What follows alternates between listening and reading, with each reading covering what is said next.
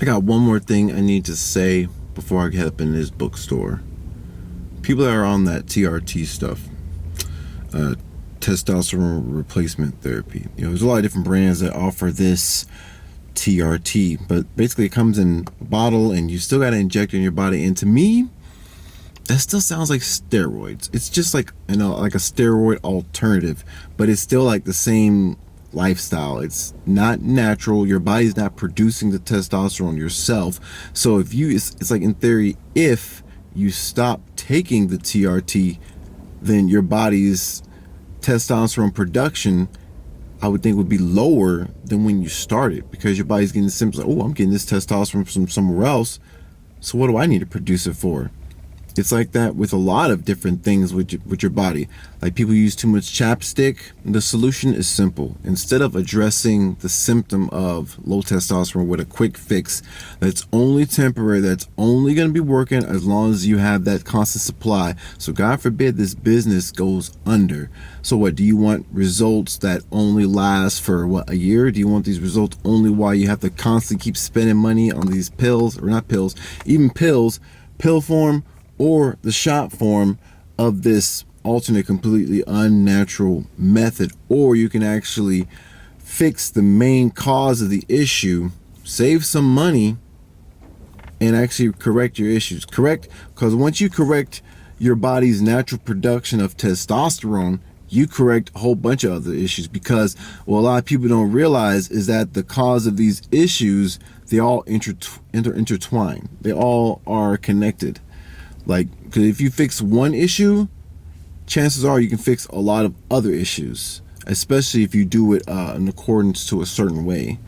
Like, there's a lot of things that attribute to the lack of production in testosterone, things that kill your testosterone. So, like, if you're eating a lot of, like, Mickey D's all day, processed foods all day, you don't eat anything natural, everything you eat just comes from a drive-through or something, even if it's Subway. Like, Subway used to be the fresh place. Now that you go up in there, they got cookies and meatball subs. It's like, come on. It used to be about getting healthy. Now it seems like it's more about something else.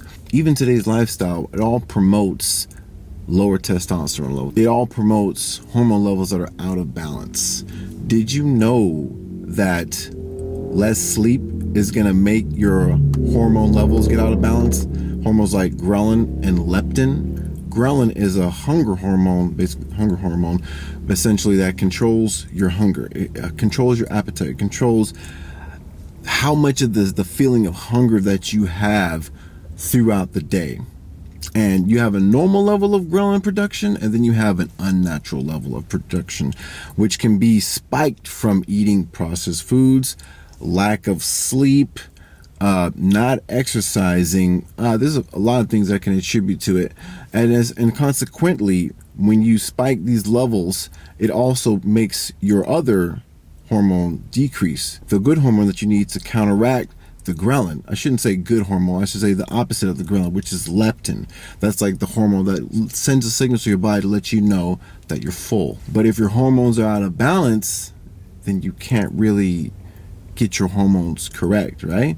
So that's the reason why a lot of people resort to these pills and these shots, which is completely unnatural. And like, the society needs to, like, the culture needs to shift. So people need to share this video. So people need to understand that promoting a more natural lifestyle is what the real key is.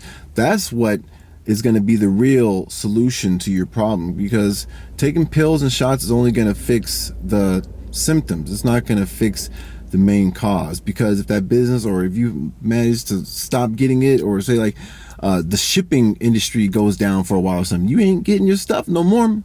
Now you ain't gonna have testosterone when you really need it. Say if you needed to be able to go out and get some stuff, God forbid, if you need to go out and hunt or something, you ain't even gonna have no motivation, because you're so dependent, in theory, so dependent upon this other stuff, external sources. You want to be able to have your own source of testosterone production, the way God made you. So one short tip I'm going to leave you with is go on Google or Bing, check out the pH food chart. pH food chart.